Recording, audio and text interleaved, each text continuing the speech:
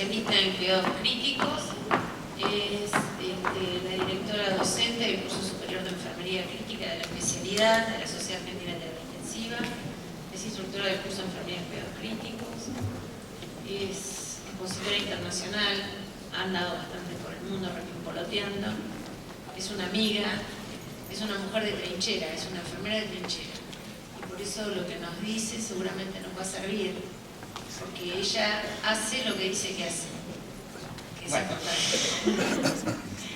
Bueno, muchas gracias Fundación Runners nuevamente por esta invitación. Es un placer volver a Bahía Blanca, que ya hacía unos añitos que no nos visitaba, y es siempre lindo volver a la casa de los amigos. Bueno, en los próximos minutos vamos a hablar un poco de la atención general del paciente politraumatizado.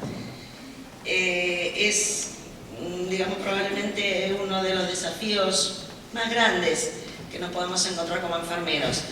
Enfrentarnos a un politraumatismo desde cualquiera de los niveles de atención, o sea, desde la etapa prehospitalaria, en un servicio de urgencias o en una terapia intensiva. Y en cada uno de sus momentos va a tener aspectos en la atención característicos y diferentes. Vamos a tratar de identificarlos, de ver cuáles son las prioridades en cada una de estas etapas y vamos a ver cuáles son, digamos, las recomendaciones actuales acerca de la resucitación inicial del paciente politraumatizado. El señor que ven acá es el doctor profesor Jorge Neira, que es, digamos, un prócer de la medicina del trauma. Es una persona que muchos de nosotros hemos tenido el placer de tenerlo como docente, que al día de hoy todavía sigue dando clases. Él es el autor, digamos, del concepto de trauma como enfermedad.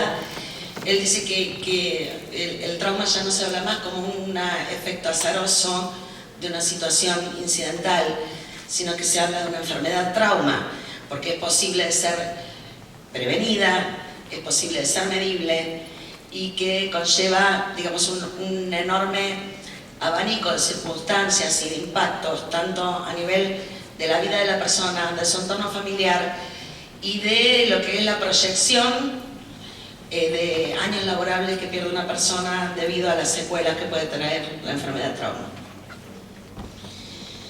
Bueno, en este momento nos encontramos con dos grandes guías que son las que soportan todo lo que es el conocimiento acerca de la atención inicial del trauma. Las guías ATLS, que son reconocidas a nivel mundial, donde el equipo sanitario se entrena en lo que es, digamos, teatralización de situaciones traumáticas. Y las recientes guías, que si ven ahí, fueron publicadas en febrero del 2016, las guías NICE, que son inglesas, formadas por una gran comunidad de médicos, enfermeros, emergentólogos, que, digamos, alteraron un poquito el orden al que estábamos acostumbrados de ATLS y vamos a ver cómo se complementan estas dos guías con sus recomendaciones al día de hoy. Una cosa que es importante que tengamos en claro es que el trauma tiene tres grandes puntos de mortalidad. A esto le llaman distribución trimodal, porque son tres momentos. Si las muertes que se producen en el momento del trauma, debido a lesiones de grandes vasos, traumatismo de cráneo severo, lesiones, digamos, que son contrarias a la vida. Un segundo pico de muerte que se produce más o menos alrededor de las 2 horas, que son muertes tempranas, que casi siempre se producen en el camino al servicio de emergencias o en el servicio de emergencias. Estas casi siempre son, digamos, producto de lesiones que fueron inadvertidas en el momento de la valoración inicial. Y las muertes tardías que se producen alrededor de las 2 o 3 semanas, que casi siempre se producen en el ámbito de las terapias intensivas, derivadas de complicaciones casi siempre sépticas. Entonces, bueno, teniendo en cuenta estas tres cosas, es que las prioridades se van agrupando de distintas maneras en los tres ámbitos de atención. Si el 50% de las muertes se producen en escena del trauma, haciendo hincapié en la valoración inicial en la prehospitalaria, el 30% en la primera hora, entre lo que es el transporte y la atención en el servicio de emergencias del hospital donde fue derivado el paciente, y el foco del 20% de la mortalidad que tienen en terapia intensiva, ¿sí?, a través de esto del fallo multiorgánico y complicaciones sépticas. Entonces, tened en cuenta que cuando hablamos de trauma hablamos de una enfermedad que depende del tiempo. Entonces, cuando mejor, más aceitado esté el mecanismo de reconocimiento de las lesiones, de la valoración inicial y por ende del tratamiento consecuente, más chances vamos a dar al paciente. Bueno, en primer lugar, llegamos a la escena del trauma y hay un método que utilizan los emergentólogos que hacen prehospitalaria, que es evaluar en menos de 10 segundos el estado de conciencia y la permeabilidad de la vía aérea de la persona. Esto me permite, digamos, de alguna manera, evaluar el contenido de la conciencia y si la persona es capaz de proteger su vía aérea. Identificarse, siempre acercándose y hablando desde arriba al paciente para evitar que gire la cabeza y poder lesionarse. Preguntarle al paciente su nombre y preguntarle si recuerda qué le pasó. Si es capaz de responder esto, quiere decir que está respirando, que está ubicado en la situación y que de momento, por lo menos, la vía aérea está protegida, ¿sí? Ahora, que la respuesta sea correcta o no es otra historia, que se evaluará más adelante. O sea, si yo le pregunto cómo se llama y me dice Napoleón, bueno, la vía aérea está permeable, después vemos si es cierto que se llama Napoleón, puede que sí. Si no recuerda qué le pasó, ya sabemos que puede haber habido un episodio de pérdida de la conciencia. Entonces, tener en cuenta siempre que si la persona tiene la voz clara, la respiración está tranquila y el estado mental está conservado, la vía aérea no está obstruida. Entonces, de ahí, en la primera evaluación, sea en una prehospitalaria o sea cuando arriba al servicio de emergencias, descarto lesión de la vía aérea en ese momento.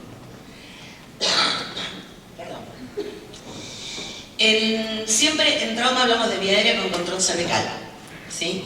Nunca perder de vista esto, sobre todo en pacientes con trauma de cráneo, sabemos que tienen lesión cervical hasta que se demuestre lo contrario. Esto se asume desde el principio. O sea, cuando se va a instrumentar la vía aérea, se va a proteger la vía aérea, siempre se hace desde la cabecera, el paciente en el piso, en una camilla, en una cama de terapia intensiva, en una cama de internación, desde donde sea. La evaluación de la vía aérea siempre es desde la cabecera. Con control cervical, que es que una persona fija el cuello para que no lo rote y abre la vía aérea. Fíjense que en la foto de abajo, a ver si puedo mover el cursor, esto, ¿sí? Que es una foto muy bonita, está mal. ¿Sí? La columna no se estabiliza desde adelante, se estabiliza así, desde atrás. Siempre el collar cervical va acompañado de masas laterales. ¿Por qué? Porque el collar cervical, en primer lugar, tiene que ser del tamaño adecuado.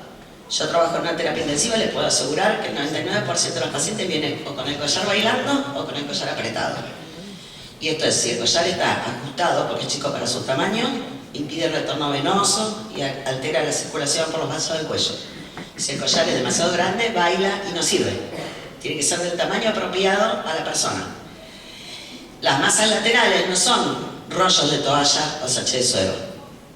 Son masas laterales, son unos almohadones cuadrados grandes que sostienen y previenen del movimiento lateral-lateral. Porque el collar, ¿qué hace? Impide que yo haga este movimiento, pero puedo girar la cabeza. Entonces las masas laterales es para evitar, fijadas en la frente y fijadas en el mentón, para evitar el movimiento lateral de la cabeza. Entonces, a la secuencia que ustedes conocen, A, B, C, D, E, ¿sí? Que es la secuencia típica de reanimación, vía aérea, respiración, circulación, ¿sí? Las guías, estas nuevas que se estrenaron en febrero, las guías NICE, dicen que hay una C extra que es la que va primero, que es la de control de hemorragias. O sea, en el trauma grave, si hay una hemorragia activa, sea por una herida penetrante, sea por en un escenario, digamos, que hay una gran pérdida de sangre, medio como que las demás prioridades están después que esta, porque si no cerramos la canilla, no hay reanimación posible, por más que tengamos la vía aérea permeable, tengamos una excelente vía puesta, etc.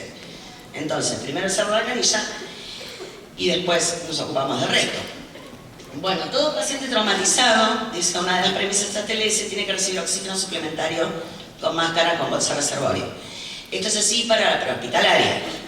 Una vez que está en el ámbito hospitalario, que ya tenemos control, monitorización electrónica, saturometría, etc., se ajusta, ¿sí?, al nivel de oximetría que tenemos. Esto es así por más que tengamos monitoreo portátil, porque se considera que en un evento traumático se produce una injuria a órganos que producen hipoxias regionales y que el paciente ya tiene una deuda de oxígeno que tenemos que saldarla de alguna manera. Entonces, oxígeno extra siempre. Bueno, lo que decíamos de las masas laterales, esto es para que vean un poquito cómo se fijan. Rollo de toalla, rollo de vendas, suero no sirven, tírenlos. Lo que sirven son los almohadones de poliuretano forrados con alguna tela impermeable, con lo que tengan, pero hay que usarlo. Recordar que todo paciente con traumatismo craneoencefálico tiene trauma raquimedular hasta que se demuestre lo contrario. Esto se asume así, es así. Entonces, esto es lo que se agrega a las guías que tradicionalmente utilizamos, que es el control temprano de las hemorragias. Este control temprano es escenario, sobre todo lo que es trauma de tórax y trauma de pelvis. En el trauma de tórax, sobre todo en incidentes de tránsito que son frontales, que puede haber trauma de tórax por impacto del volante, o trauma de pelvis, que la pelvis es muy insidiosa, porque la pelvis puede albergar grandes cantidades de sangre y no ser evidente. Entonces uno no ve hematoma, no ve pérdida de sangre, pero se está alojando ahí, y para cuando el paciente se descompensa, ya está.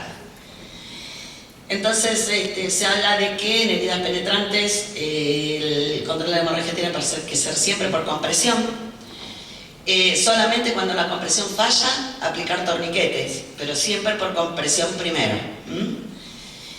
El EcoFast es un protocolo de ultrasonido que se hace cada vez más extensamente en los servicios de emergencias, que es buscar rápidamente con el ecógrafo 5 puntos abdominales, que son, digamos, los que pueden revelar hemorragias internas, ¿sí? Que son el fondo de saco de Douglas, el fondo de saco de Morrison, subfrénico, subhepático y pericárdico. Son situaciones que pueden, digamos, poner en riesgo la vida y que rápidamente se evalúan mirando con el ecógrafo estos 5 puntos.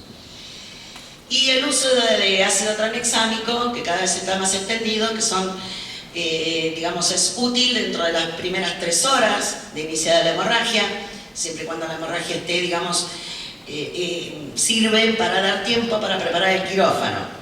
El ácido tranexámico lo que hace es digamos, su acción terapéutica es prolongar los tiempos de espera para, digamos, producir un efecto no coagulante, sino de favorecedor de la agregación. Es muy barato, tendría que ser utilizado con más, ser más extendido el uso, lo que pasa es que muchos no saben que existe. Respecto al transporte, siempre recordar que no alcanza solo con que sea una tabla corta o una tabla larga, sino que el paciente esté correctamente empaquetado. ¿Esto qué es? Minimizar la posibilidad de movimientos y con esto minimizar la probabilidad de lesiones. O sea, fíjense, fijación a nivel de los tobillos, de la rodilla, cadera, abdomen y cintura escapular. Las correas están paradas. Bien, el paciente llega al servicio de emergencia. Si ustedes ven en esta foto, es una foto muy interesante. Fíjense que no hay una sola persona atendiéndolo, sino que hay 2 equipos que son claramente identificables. Es el equipo de prehospitalaria y el equipo de emergencias. La información que aporte del servicio de prehospitalaria es fundamental para quienes tienen que hacer la valoración del tratamiento inicial del trauma. Acerca del tiempo de traslado, las variaciones que pudo haber habido en el paciente, pero sobre todo en cuanto a la cinemática del trauma. Cómo se produjeron las lesiones. ¿En qué situación? Porque esto hace predecir lesiones. Fíjense también que es una foto, digamos, que no es teatral, que es una foto real, porque inclusive algunos se ven con su equipo de protección completo y otros no. O sea, la cuestión de la protección personal, o sea, uno sabe tempranamente que viene una ambulancia con un politraumatismo, o que ocurrió un incidente de víctimas múltiples en la ruta 88 y que en cualquier momento van a llegar. Uno debe prepararse como corresponde, y la protección, la barrera de protección, tiene que ser la primera línea siempre. Y por otro lado, el rol del líder, que acá también es fácilmente identificable, que es el que se ubica, siempre en la cabecera. ¿Sí? Es el que observa y ve. En trauma, cuando es un equipo de personas que está trabajando simultáneamente y todo, se valora y se actúa simultáneamente. Acá lo que vamos a hacer va a ser desmembrarlo, pero sepan que a cada valoración viene una acción y una reevaluación posterior. O sea, evalúo, hago, reevalúo. Siempre en forma simultánea y no hay otra forma que no sea trabajando en equipo. Acá no hay, digamos, Rambo. Acá trabajamos en equipo. En las prioridades, fíjense que la valoración, lo que llamamos valoración primaria del politraumatismo, el riesgo vital que tiene el paciente es real y el tratamiento tiene que ser simultáneo a la evaluación. ¿Sí? Por eso se establecen las prioridades C, A, B, C. En la valoración secundaria, que vamos a ver que son pasos anexos, el riesgo potencial, por lo tanto, se difiere. Y en la valoración terciaria lo que se hace es un balance lesional completo. Todo esto siempre retroalimentado por la reevaluación. Los principios de cuidado del paciente politraumatizado incluyen la valoración general, sistematizada y estandarizada. Dijimos el tratamiento simultáneo a la valoración. Nunca aceptar una dudosa mejoría y siempre reevaluar al paciente. O sea, no es que terminé de alcanzarle el tubo endotraqueal al médico y ya estoy poniendo la vía. O sea, termino de asistir acá, nos aseguramos que el tubo esté bien puesto, etc. Y después paso al siguiente. Y siempre la consulta del cirujano tiene que ser temprana, en todo caso de que no haya un cirujano como líder de equipo, que así debería ser. En la valoración primaria estas son las prioridades. El nivel de conciencia, hablamos de que la vía aérea tiene que estar permeable. El paciente pudo haber estado, digamos, por esto de la liberación de catecolaminas, la liberación de adrenalina en el momento del incidente, lúcido en el momento de la valoración de la prehospitalaria y deprimirse en el servicio de emergencia. Entonces la vía aérea permanentemente se está reevaluando. La respiración, la circulación con control de hemorragia, la valoración de déficit neurológico y la de exposición y control ambiental. Recuerden que si el paciente vino inmovilizado, si tiene el collar semirrígido colocado con sus masas laterales sobre tabla, no puede proteger la vía aérea. ¿Sí? Porque está boca arriba, si se broncoaspira, vomite, se broncoaspira, es responsabilidad mía. ¿Sí? Recuerden, bueno, en la evaluación de los signos de obstrucción de la vía aérea, ronquidos, estridores, sobre todo en la fase inspiratoria, que no haya piezas dentales sueltas dentro de la boca, prótesis, inclusive alimento regurgitado, coágulos, ¿sí? Los signos de dificultad, recuerden que puede haber movimiento torácico y no haber entrada de aire, que la persona esté luchando por respirar y que no pueda. Entonces, no siempre el movimiento del tórax implica que la persona está ventilando. Y la presencia de reflejos protectores, tos y náusea. Cuidado al estimular la náusea porque podemos estimular el vómito y hacer que se broncoaspire. Entonces, si la persona puede hablar, fantástico, pero si tiene deprimido el estado de conciencia y ausencia de reflejos protectores, ya esa vía aérea está en riesgo y hay que instrumentarla. Siempre asumir la lesión de columna cervical. O sea, todas las maneras que vamos a hacer va a ser protegiendo la columna cervical hasta que tengamos la certeza de que no hay lesión.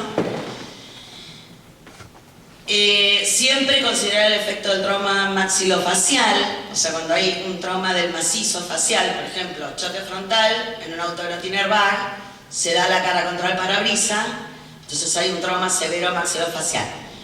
Esto impide, digamos, que el abordaje de la vía aérea instrumentada sea el habitual por la vía oral. Evaluar lesiones laringotraqueales, saben que llevan a la muerte rápidamente, equimosis, ronquido, edema, que puede ser producto de inhalación de vapores de combustible o de fuego. Respecto de la ventilación, evaluar los movimientos torácicos, sobre todo, no solamente en el esfuerzo respiratorio, sino al exponer el tórax, ver que sea simétrico, que no estemos ante presencia de un tórax inestable por fracturas múltiples de costillas, buscar presencia de enfisema subcutáneo, ver el patrón ventilatorio. Muchas veces los estados de ansiedad pueden enmascarar otros síntomas desde lo respiratorio. Siempre recordar el apoyo de oxígeno a FIO2 alta y alto flujo. ¿Cuáles son los problemas, digamos, latentes dentro de lo que es la evaluación respiratoria? En primer lugar, evaluar si los problemas con la oxigenación que puede tener el paciente se deben a la vía aérea o a la ventilación. Si se debe a la vía aérea, se resuelve de una manera, que es instrumentándola, poniendo el tubo como corresponde, que muchas veces esto es muy difícil en los ámbitos de las emergencias, porque el paciente está muy lesionado, lleno de sangre, no se ve la vía aérea como corresponde, prueba uno, prueba otro, falla en la intubación, a mí me parece que está, vos, y con esto se pierde tiempo. Entonces, este no es el momento de ensayar, y no es el momento para que practique el residente, es el momento para que actúe el que mejor sabe hacerlo. Siempre tener presente la idea del neumotórax a tensión iatrogénico. O sea, puede haber una intubación inadvertida bronquiofuente derecho, sabemos que es bastante frecuente cuando el tubo está muy metido, y al conectar la bolsa de ventilación, provocar un neumotórax hipertensivo. O sea, mucho cuidado con esto. ¿Cuáles son las indicaciones en el escenario del trauma para la intubación orotraqueal? La apnea, por supuesto, trauma facial inestable, lesión de la vía aérea, tórax inestable, que haya un alto riesgo de aspiración por sensorio fluctuante, y la imposibilidad de mantener la vía aérea y la oxigenación por otro método. O sea, no podemos estar bolseando con máscara ad eternum, en algún momento se va a tener que instrumentar la vía aérea, y todo paciente con Glasgow menor o igual a 8 debe protegerse la vía aérea. Ahora, hay una cuestión respecto de Glasgow, que por ahí da para otra conversación, pero tiene que ver con que el Glasgow tiene que ser correctamente evaluado. O sea, no siempre evaluamos bien el score de Glasgow, por más que parezca una pavada.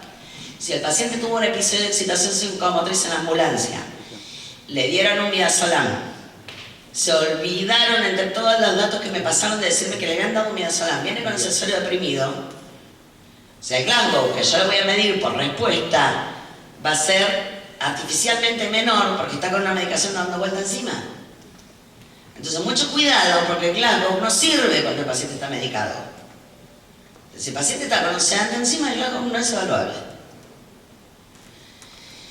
Estas son las lesiones que hay que descartar de primera en cuanto a lesiones torácicas, que son potencialmente mortales. ¿Sí? El tórax inestable, que ya dijimos que son las fracturas de 2 o más costillas, que producen inestabilidad en la pared. El hemotórax masivo, el neumotórax hipertensivo, el neumotórax abierto y el taponamiento cardíaco. Estas 5 lesiones hay que descartarlas rápidamente porque producen la muerte, pero en cuestión de minutos. Entonces esto, rara vez el diagnóstico es como muestra acá, una radiografía. Entonces, si el paciente fue a rayos, es porque alguien no supo evaluarlo. Porque estas 5 entidades que están ahí se evalúan clínicamente. Con la clínica y con un ecógrafo. O sea, perder el tiempo llevando al paciente a la sala de rayos es acelerarle la muerte. No es diagnóstico radiológico, sino que es diagnóstico clínico. Y por eso hay que estar muy atentos. Evaluar la perfusión de órganos. ¿Cómo evalúo yo la perfusión de órganos? Enfermera de una unidad de emergencias. Nivel de conciencia, el agua le llega al tanque. Color y temperatura de la piel, si está rosadito y calentito, está bien perfundido. Ahora, si estuvo tirado en medio del campo, medio desnudo, a la madrugada, con el frío que hace, tardó un montón la ambulancia en llegar, un montón en llegar, hace 2 horas que lo tengo arriba en la camilla, desnudo, y como ese calor, pero el aire acondicionado, obviamente que el paciente va a estar más perfundido y va a estar helado. Pero tengan en cuenta que la hipotermia agrega mortalidad al trauma. Entonces la sala de emergencias tiene que ser como la sala de recepción del recién nacido. Tiene que ser calor. O sea, yo soy sana, el calor me lo puedo bancar. El que está lesionado, la hipotermia lo mata. La frecuencia y las características del pulso y el EcoFast son, digamos, las highlights de la valoración de la perfusión de órganos. Siempre la hemorragia es la causa más frecuente de shock en el trauma. Entonces valorar esto, el estado de conciencia, el color de la piel, las características del pulso. Establecer siempre 2 vías de grueso calibre. ¿Qué son 2 vías de grueso calibre? 2 catéteres en las fosas antecubitales, 18 o 16. Nada de Avocat 20 en la manito, eso no es para el trauma. La vía central no tiene el mismo flujo y me lleva muchísimo más tiempo. 2 catéteres cortos y gruesos en fosas antecubitales. Después se deberá de cambiarlo una vez que el paciente esté estabilizado. En ese momento, en el hueco de los codos, fosas antecubitales, 2 catéteres cortos y gruesos, que puedan pasar solos a chorro.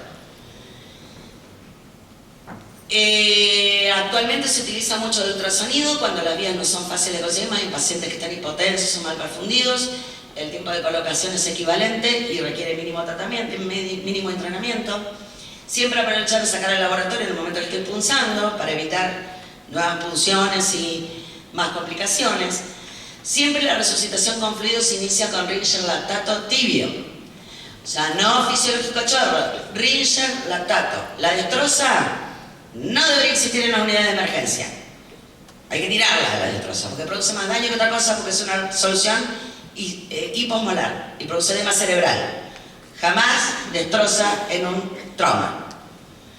Entonces, suero Ringer lactato calentado. Calentado como en el microondas. Y yo tengo que saber cuánto tarda mi microondas en calentar 1 litro de suero a 38 grados.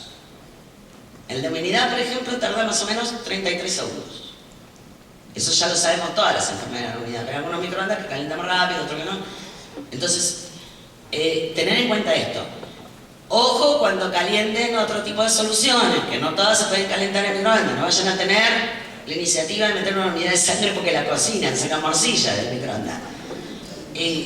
Sí, cuidado. El control de hemorragias externas, ya dijimos, la compresión, ácido tranexámico, siempre esperando el momento de entrar al quirófano, que tiene que ser perentorio. Y fíjense que no está primero el control de signos vitales, la diuresis y la saturometría. O sea, yo he estado en una situación en mi hospital, en pleno invierno, hace unos años atrás, de un choque de un micro de larga distancia en la madrugada contra un camión en una ruta. Llegaron todos los pacientes a mi hospital, habiendo 2 hospitales intermedios en el camino para atender a los heridos más leves. Llegaron todos de golpe a mi hospital. El servicio de emergencia obviamente se saturó. Yo veía correr enfermeras con tensiómetros en la mano. Gente, por favor, el tensiómetro. Si el paciente tiene pulso, tiene presión. No sé qué fijación tenemos con los tensiómetros las enfermeras, pero no sirve para nada en el trauma. Siempre la taquicardia es el primer signo, digamos, que se altera ante la presencia de hemorragia, es el más sensible, no es la hipotensión, es la taquicardia. La palidez, frialdad y sudoración, la reducción de la presión de pulso. La presión de pulso es la diferencia entre la sistólica y la diastólica, ¿sí? Y recién después empieza a bajar la presión arterial. Siempre la respuesta del paciente es clave en todas las intervenciones. Acá está la clasificación de hemorragias, que es por todos conocida, ¿sí? Más o menos 750 mililitros de pérdida de sangre, más o menos el 15% de la volemia. Una pérdida entre 750 y 1500 es 1/3 de la volemia. 1500 y 2000 estamos más o menos en la mitad de la volemia. Y acá fíjense este cuadro muy útil para poder estratificar esto que hablamos del reflejo de las pérdidas de sangre en lo que es las hemorragias, los signos vitales. Fíjense que lo primero que se altera es la frecuencia cardíaca. Fíjense que, y la frecuencia respiratoria es lo siguiente. Fíjense que para cuando empieza a cambiar la tensión arterial o la presión de pulso, ya los otros signos vitales aventajaron, aparecieron mucho antes. Entonces, tanto el estado mental como la frecuencia respiratoria, que es un signo de enfermedad crítica muy precoz, como la frecuencia cardíaca, son los principales signos que uno tiene que evaluar ante el riesgo de pérdida de sangre. Siempre en el shock hemorrágico, si el paciente ya tiene colocado un tubo de tórax, evaluar el débito de tubos. El abdomen se evalúa por medio del lavado peritoneal diagnóstico, el EcoFast, que recuerden que en lo que es ultrasonido, el profesional que lo lleve a cabo tiene que estar muy entrenado, porque esto es un poquito de operador dependiente. Y siempre va a depender de que la intervención sea oportuna. Siempre en la pelvis considerar que puede ser un gran simulador. O sea, la pelvis puede sangrar grandes cantidades antes que se pueda hacer evidente. Y siempre tener a mano de entrenarse en la utilización de ácido tranexámico. Siempre en trauma cardíaco o lesión torácica cerrada por contusión, considerar la cinemática del trauma. Si golpeó contra un airbag, no es lo mismo que si golpeó directamente con el volante. Si el volante está deformado o no, también es un dato importante porque tiene que ver con la energía que pudo absorber el volante. Esto con frecuencia puede producir taponamientos cardíacos por trauma del pericardio. Recordar que el electrocardiograma en estos casos no es específico, que las enzimas cardíacas rara vez son útiles. A veces puede pasar que traen al paciente traumatizado por un choque frontal y resulta que se infartó primero y como perdió conocimiento tuvo el incidente después. Entonces eso puede ser insidioso, pero tengan en cuenta que en el trauma puro no hay, digamos, las enzimas cardíacas son inespecíficas. Van a tener CPK elevada por destrucción de los músculos y no son específicas del músculo cardíaco, ¿sí? En el shock neurogénico, recordar que siempre se asocian a bradicardias, que casi siempre están asociadas también a trauma de tórax. Cuando hablamos de valoración neurológica basal, hablamos de nivel de conciencia, de escala de Glasgow, que ya dijimos lo más importante, que es que el paciente esté en estabilidad hemodinámica y sin drogas encima para que podamos evaluarlo. Obviamente que si alguien está en un estado de shock postraumático, que encima está perdiendo gran cantidad de sangre, está taquicárdico, está asustado, está hipotenso, ¿qué le va a evaluar el estado de conciencia? Está inestable, que hay que acomodarlo un poquito y después recién. Valoración de pupilas, siempre reevaluar frecuentemente buscando deterioro. Cuando asocia traumatismo de cráneo, lo más importante, digamos, es la prevención de lo que es la lesión secundaria. La lesión primaria es el momento del trauma. La lesión secundaria son todas aquellas entidades que se asocian y que casi siempre tienen que ver con los cuidados. Prevenir la hipertensión endocraneana, prevenir la hipotensión, prevenir la hipoxia, prevenir la hipertermia, prevenir las convulsiones, controlar la glucemia. Saben que la hiperglucemia consume mucho oxígeno, la hipoglucemia, las neuronas no tienen reserva de glucosa, así que tiene que estar en normoglucemia, ¿sí? Entonces, la lesión secundaria es responsabilidad nuestra prevenirla. Siempre la posición es desvestir totalmente al paciente, pero previniendo la hipotermia. Lo que les decía hoy tiene que ser como la sala de recepción de recién nacido, bien calentito el ambiente. Y los pacientes también tienen espalda. Esto es algo que nos olvidamos con frecuencia. ¿Sí? Hay lesiones de frente y también hay lesiones que pueden ser graves en la parte posterior. Una premisa TLS indica que el paciente hay que revisarlo de la punta de los pelos a la punta de los pies. Dedos y tubos en todos los orificios. ¿Sí? Eso es una premisa que utilizan mucho los cirujanos que hacen trauma. Ahora fíjense esta foto. ¿Qué le ven que le llama la atención? Anímense. Me parece que es un collar, ¿sabes? No sé si es una máscara. Algo más grosero, a ver. La zona nasogástrica. O sea, evidentemente esta persona tiene un trauma de base de cráneo porque tiene ojos de mapache. La zona nasogástrica, a menos que se esté muy entrenado, no tiene que entrar nunca por la nariz porque puede pasar esto. ¿Sí? Entonces, en sospecha de trauma de base de cráneo, la sonda va por la boca. Entonces, la secuencia, ¿cuál es? Evalúo y resucito a la vez. A cada conducta tomada le viene una reevaluación y la respuesta a esa conducta. ¿Sí? Permanentemente esta retroalimentación. La evaluación neurológica siempre hay que hacerla en estabilidad cardiorrespiratoria. Y siempre siendo y respetando la sistemática. A, B, C, D, E. Si algo cambia, vuelvo al A. Si aparece algo nuevo, vuelvo al A. No paso al B si no tengo el A resuelto. El paciente deteriora el estado de conciencia, vuelvo al A. No, pero si ya le estamos metiendo a rayo, vuelvo al A. O sea, por más radiografía que tenga, si no tengo vía aérea, no tengo paciente. Siempre protegiendo y asegurando, si dijimos, ventilar y oxigenar, detener el sangrado esperentorio si no se cierra la canilla. Recuerden una cosa, esto de pasar sueros a chorro, sobre todo en las situaciones de trauma grave, es contraproducente. O sea, por más que haya una gran hemorragia, si no se cierra la canilla, pasar sueros a chorro descontroladamente es homicida, porque estamos diluyendo la poca sangre que hay, diluyendo factores de coagulación y provocando todavía más fuga capilar y provocando todavía más lesión en la microcirculación, profundizando el estado de shock. Entonces, por favor, les pido, controlen muy bien y numeren la cantidad de frascos que están poniendo. O sea, siempre en la reanimación del shock, ¿cuánto líquido se pasa? 2 litros. Y no, pero está un poquito hipotenso, ponele otro. 2 litros. 2 litros y ya más, cirujano, ya. 2 litros. Después hemocomponentes, ya sabemos, pero no más de 2 litros. Siempre el tratamiento del shock tiene que ser vigoroso y la protección de la hipotermia.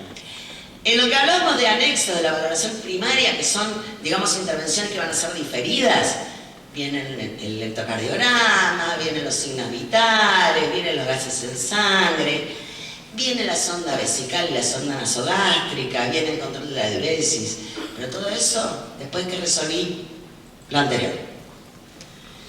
Las 3 placas básicas. Nada de cráneo, nada de... no sé por qué es típico que todo el mundo sale corriendo a sacar una placa de cráneo. La placa de cráneo no sirve para nada. Las 3 placas básicas son tórax, pelvis y cervicales, que se le da la cervical 6. Fíjense, la pelvis que está en el medio es una pelvis inestable con una gran diáfisis, ¿sí?, de la sífisis pubiana. En la primera tienen un neumotórax. Estas son las 3 placas básicas. A menos que el paciente vaya al tomógrafo y se lo tomografíe desde el occipucio hasta la punta de los pies, estas 3 placas hay que hacerlas.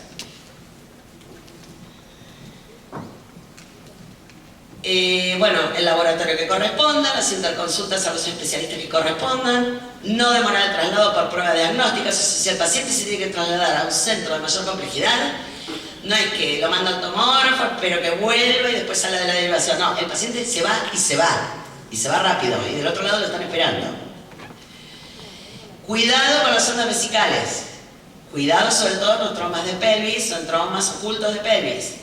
Si cuando busquen sangre en meato uretral, equimosis perineal, que puede haber hematomas en el escroto, esto y pueden ser indicadores indirectos de lesión de uretra.